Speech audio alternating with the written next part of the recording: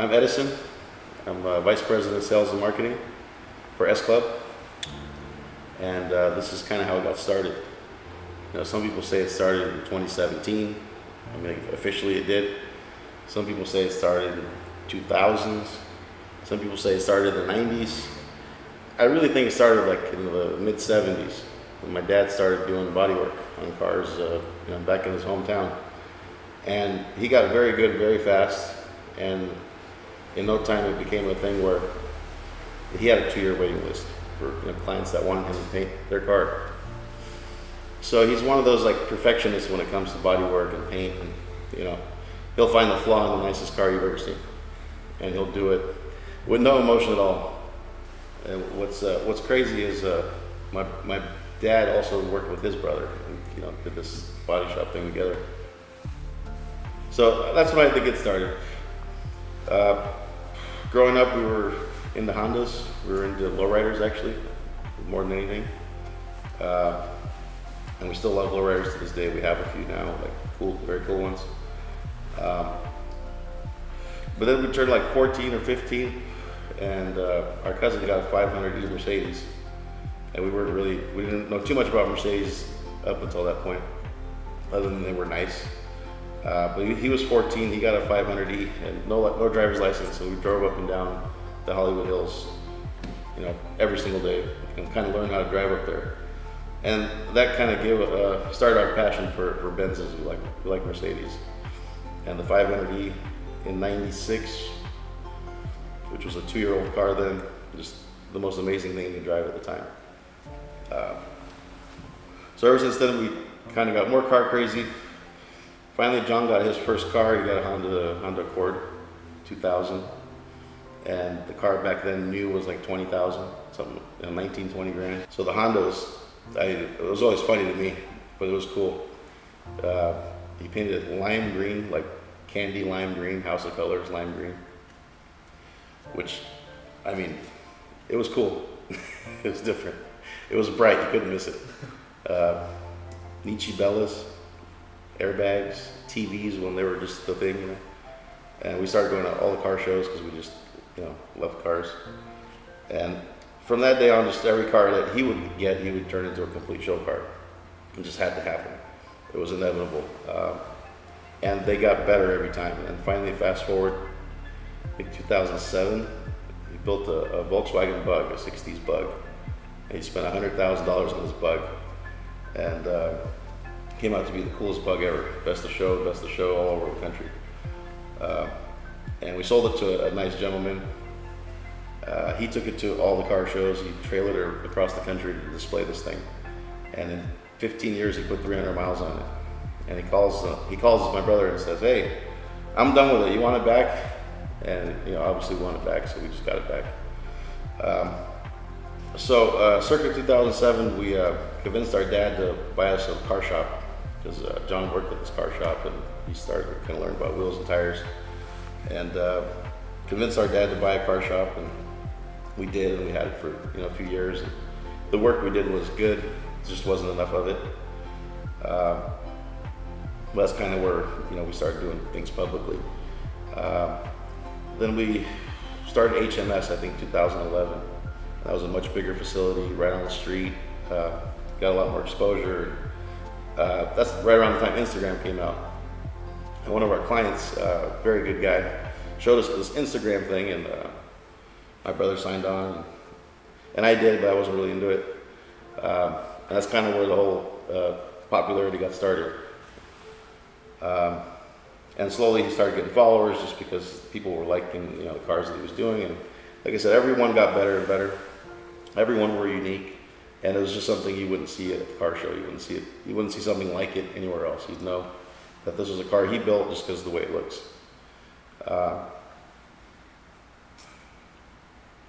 So we did that for a long time, and the place was just too huge. And again, the work we did was amazing. There just wasn't enough of it.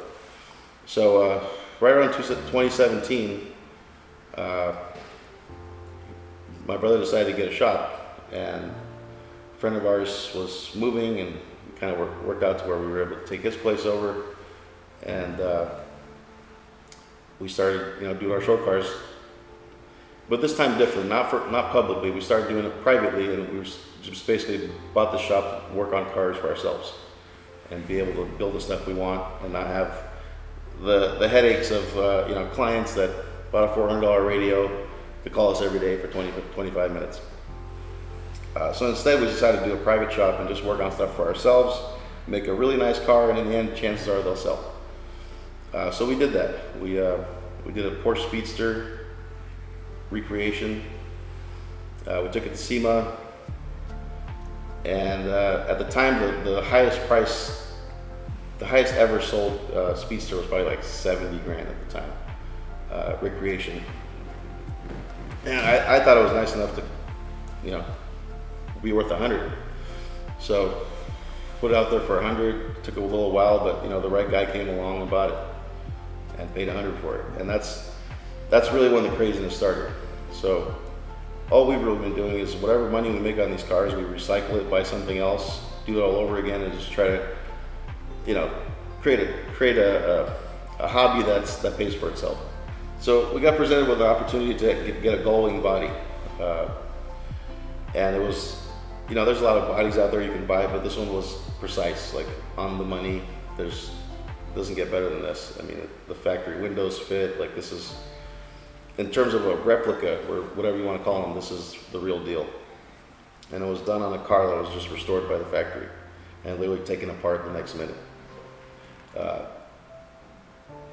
So we decided, you know what, we've gone all in these last couple of years. In fact, we've gone all in forever with these cars. We usually lose because we just love them so much and spend all the money and give them away. Let's do a gullwing. And the reason we want to do a gullwing is, you know, we love gullwings. Obviously, if you're a car person, that's probably one of your favorite cars. My brother loved it enough so much to get it tattooed on his arm years and years ago. So presented with the opportunity, a little back and forth, we decided to go get this body. So went and got the body. And there was a few different ways to go. And in our opinion, the best way to go was to make this a modern muscle car that looks like a 50s gullwing. And you know, randomly we found out that the SLK happens to have the same wheelbase as the gullwing, and you know, what better car to use than an SLK AMG? It's small, it's light, it's fast, plenty of fun. So we took this car, we had the car cut up completely, turned into a go-kart. You know, along the way, new people started coming in the picture just because anyone that's heard it was a gullwing wanted to be a part of it. You know, any of the sponsors I would normally call that would normally say no said hell yes. You know, when they see this rendering of a gullwing slammed on HREs. So that year was crazy. Everyone I called, it was like the easiest sponsorship ever. So it certainly made it easier, but still very difficult because in the end you're still building a gullwing. It's just, it has a plastic body. So that helped. We met, you know, new people. We met old faces we haven't seen before, haven't seen in a long time, and a lot of people came to help with this project that we put all our eggs in this one basket. So in the end, you know, my brother and I were the crazy ones who decided to do this in the first place.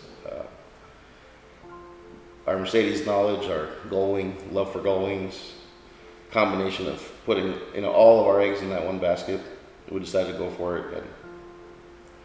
And in the end, SEMA is a time crunch, but we literally finished on the last day. And the people that helped us with that car, you know, I really appreciate their help. A lot of new faces, a lot of old faces, but just everyone came together for this one car just because it's a gullwing, you know. We finished the car, we got to SEMA, and we knew it was going to be crazy, we just didn't know what to expect. Shortly after, a nice gentleman contacted us who wanted to buy the car, and we ended up selling it to him. We weren't sure who it was, but in the end, the car ended up as a present to the King of Morocco. And you know, we found this out later, and it was quite the news. That's really awesome to be able to sell something to a head of state. You know, super nice guy. You know, beautiful country. And he decided that you know, he wanted a bunch more. So, you know, he's asked for a lot more cars, and now he owns a nice little piece of our collection. And yeah, he's very happy with them. He drives them and enjoys them. And then shortly after that, you know, we started getting phone calls. And there was this one day, I'm not sure what happened that day, who posted it on Instagram or what, but for some reason we got about 200 calls that day. It was just the most random day. And this was shortly after we sold it to the King. And the most famous people were calling. It was just like crazy. It was just a wild day. Phone call after phone call after phone call after phone call. I worked for this person, I worked for that person. You know, people like Mark Wahlberg and Tommy Mottola, and you know, big people like that can actually afford these things. For some reason, after this going, like everyone started, you know, big people started calling us, and they you know, were inquiring about how they work and so on and so forth. So slowly, this hobby, this lifelong hobby, has turned slowly unplanned into a business. You know, now we're dealing with, you know, kings and princes and sheikhs and all kinds of different people all over the world that are calling us, that enjoy the beauty of these cars as much as we do. And that's kind of how S-KLUB got started.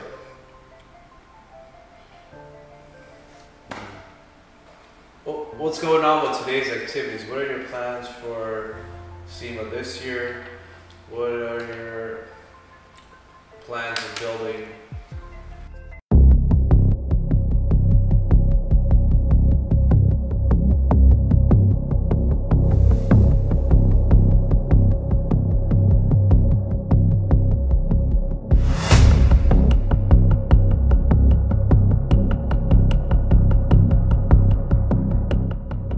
We just bought this 2008 612, immaculate, 14,000 miles. This is the best example we can find. It's really nice, really nice. This is going to be the big SEMA surprise. It's middle of June 15th. SEMA's 3.5 months away, and this one's going to really turn some heads.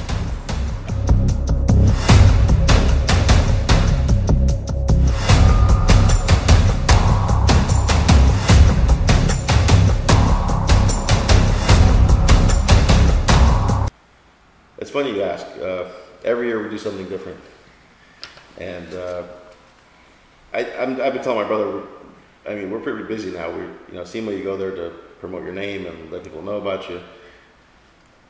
We don't really need to go. We're very busy. We're getting calls from, like I said, all over the world, and we're busy enough for the next lifetime. But my brother loves SEMA, and so do I. And every year we go there, and we usually bring 3, 4, 5. Last year, about I think 6 cars. And we just love the show. We love the whole thing about SEMA. The people there, the builders are just, you know, hands down the best builders in the world. You'll see the best stuff you've ever seen at SEMA every single year. And it's an honor and a privilege to be next to a lot of those guys that, you know, we look up to. So this year we decided to go wild and kind of once again roll the dice and, you know, put all our eggs in one basket and decide to buy a perfectly good 12-cylinder Ferrari 612. We found a 2008 with like 14,000 miles. Really, really clean car. I mean, too clean of a car. And today we're taking the body off of it. We literally cut the whole car up, removed everything from the car. Doing a similar thing that we do with these SLKs to a Ferrari. So our donor car is now 10 times more money, but 10 times as nice. And you know, just the thought of cutting up a Ferrari is just, it hurts. You know, and especially that car. I got to drive it for a few days before we started cutting it. Amazing car, amazing car. So you know, the thought of cutting up a Ferrari is crazy, but you know, this year we're doing it different. The first few years, I mean, it was just kind of just itching to get by, just to get to the show, and you know, it's always been a struggle. This year is a little bit easier, and we decided to go way more professional. So, you know, based on the kind of clients that come here and the kind of people we're dealing with, we decided to build out a new showroom, which you can see in the background. And we brought on experts from every different field, like people that are businessmen, people that have their own business, people that do their own work because they're that good. They're entrepreneurs, and we were fortunate enough to get a lot of these entrepreneurs to come work with us and work as a team and build something that all of us will appreciate in the end. So that's how we're doing it this year. It's not a one-man show. It's different experts at different things that are doing the best job they could possibly do in those particular fields, and it's an honor and a privilege to work with those people. So there's a time crunch. We have a few months left. We just cut up a perfectly good Ferrari 612. That's kind of where we're at. And to me, it could be, you could consider it crazy, but every year is crazy, and this year is just a much more expensive crazy. So I'm really looking forward to see what happens.